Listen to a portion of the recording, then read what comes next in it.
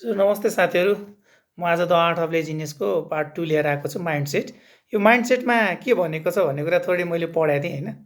पढेपछि थोरै सेयर मात्रै गर्न मन लाग्यो है। यसमा के भन्दो रहेछ भन्दाखेरि जीवन एकदम छोटो छ भन्दा कि लाइफ इज टु सर्ट। यसमा भन्छ कि तपाईँलाई जे गर्नु छ आजै गर्नुहोस्, जीवन छोटो छ। हामीलाई लाग्छ जीवन लामो छ, भोलि पनि हुन्छ, सधैँ एकै नाचको भइरहन्छ, तर त्यो वास्तवमा हुँदैन। जीवन एकदमै छोटो छ, तपाईँलाई मन लागेको कुरा चाहिँ आजै गर्नुहोस् भनेर भन्छ कि। अर्को छ 100% रेस्पोन्सिबिलिटी बियर गर्न सक्नुपर्छ भन्छ कि। आफूले गरेको कुनै पनि डिसिजनमा चाहिँ 100% रेस्पोन्सिबिलिटी भएर हामीले काम हुनुपर्छ भनेर यसले भन्छ होइन। जस्तो हामी कुनै कुराहरू कमिटमेन्ट गर्छौँ नि त, जस्तो न्यु इयर भयो भने वैशाख गति भनौँ या जनवरी 1मा भन्छौँ त, अथवा आफ्नो बर्थडेमा पनि भन्छौँ म अब पढ्छु, म यो नाम निकाल्छु, अथवा म यो काम गर्छु, आफ्नो चाहिँ हेल्थलाई मेन्टेन गर्न जिम जान्छु अथवा रनिङ जान्छु, वाट जे पनि हुनसक्छ। हामी 2-3 दिन गर्छौँ, चौथो पाँचौँ दिनबाट हामीलाई अल्छी लाग्न सुरु हुन्छ कि। मलाई पनि लाग्थ्यो होइन।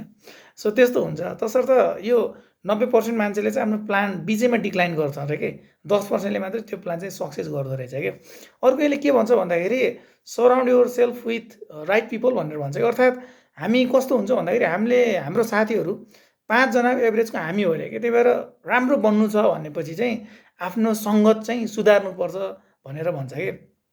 आफ्नो सर्कलहरूलाई चेन्ज गर्नुपर्छ, आफ्नो थिङ्किङ चेन्ज गर्नुपर्छ भन्छ। अर्को चाहिँ यसमा डिटेरोट इफेक्ट भनेको छ।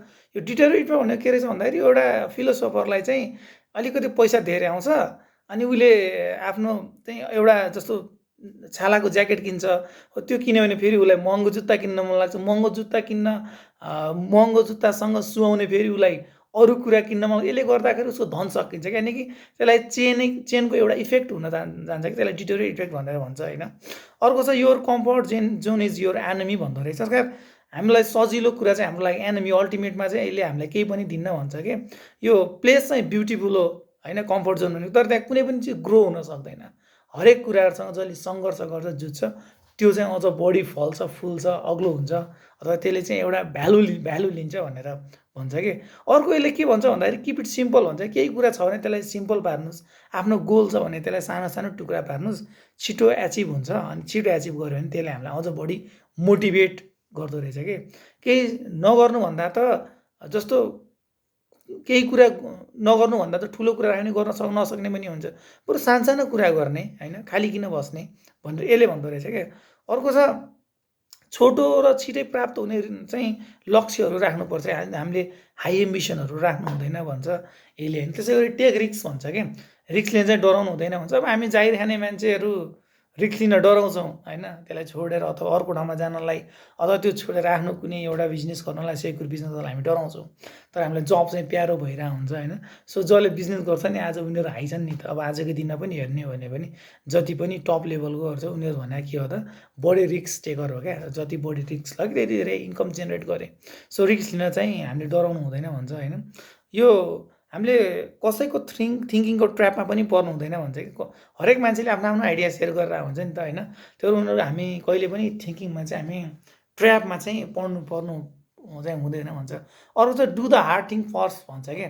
कुनै पनि गाह्रो कुरा छ भने त्यसलाई छिटो गर्नुहोस्, अथवा पहिला त्यसलाई गर्नुहोस्। गाह्रो कुरा गऱ्यो भने तपाईँसँग आइडिया आउँछ, अनि त्यसले गर्दा तपाईँलाई सजिलो काम त तुरुन्तै सकिन्छ नि त। गाह्रो कामले हामीलाई जहिले पनि समय बढी लिन थाल्दछ कि। तसर्थ चाहिँ आफ्नो दिएको कामको एउटा प्लानमा चाहिँ जे काम हार्ड छ, हार्ड कामलाई चाहिँ पहिला गर्नुपर्छ भनेर भन्छ कि।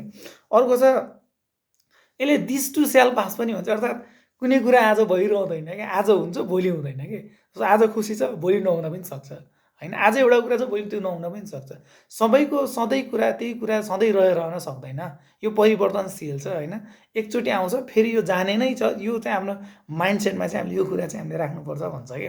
अर्को छ work on the right thing भन्छ के। तपाईँलाई केही कुरा गर्नु छ भने त्यो सही काममा गर्नुहोस्। जस्तै कुनै पनि काम गर्नु छ भने सानो गर्नुहोस्, तर त्यही काममै गर्नुहोस्, त्यही ट्र्याकमै गर्नुहोस् होइन।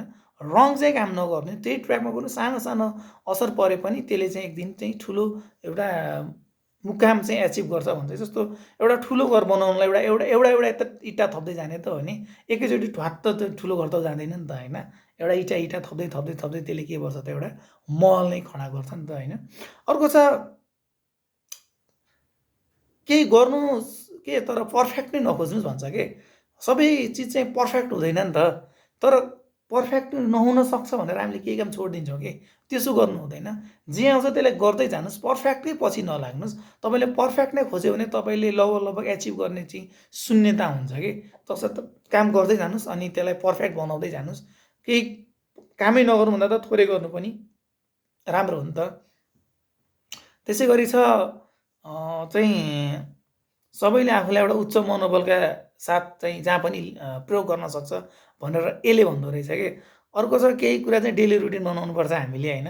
बिहान उठ्दा अथवा होस् या बेलुका होस् या दिउँसो होस् कुनै पनि टाइममा।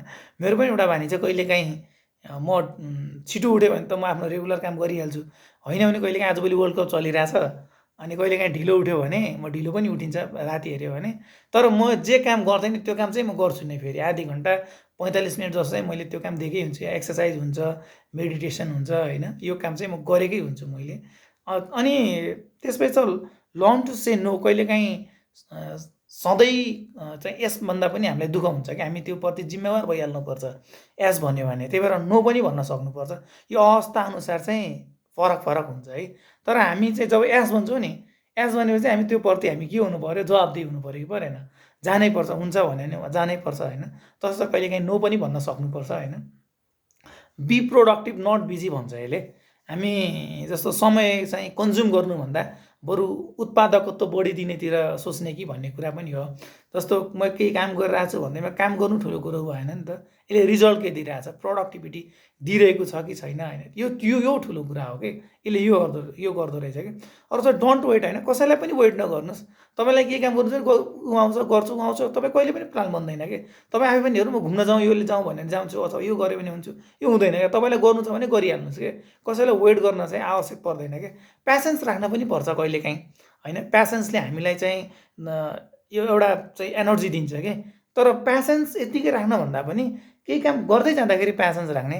आज गऱ्यो भने भोलि नै त्यसको नतिजा हामीले खोज्नु पनि भएन नि त। सो प्यासेन्स राख्न सकौँ होइन हामीले। अर्को छ डु वाट यु से। तपाईँलाई जे काम गर्छु भन्नुभएको छ त्यसलाई चाहिँ गरिहाल्नुहोस्, ढिलो नगर्नुहोस् भन्छ कि। अनि अर्को छ आफूले पढेको जानेको सिकेको कुरा चाहिँ अप्लाई पनि गर्नुहोस् के होइन। मैले के यति धेरै पढेँ, यति धेरै चाहिँ मैले बुझेँ, तर यसलाई अप्लाई गर्ने कि नगर्ने त्यो तपाईँको हातमा छ नि त। यति धेरै पढेर फाइदा भएन नि त। जबसम्म तपाईँ त प्र्याक्टिकली लिनुहुन्न नि, प्र्याक्टिकली आफूमा इम्प्लाइ नगरेसम्म चाहिँ यसको भ्यालु थाहा पाउनुहुन्न भन्छ कि यसले है। मैले बुझेको चाहिँ यति मात्र थियो है साथीहरू। अब यसको अर्को एउटा पार्ट छ, तेस्रो पार्ट म तपाईँलाई पछि लिएर आउँछु है त। आजलाई थ्याङ्क यू, नमस्ते।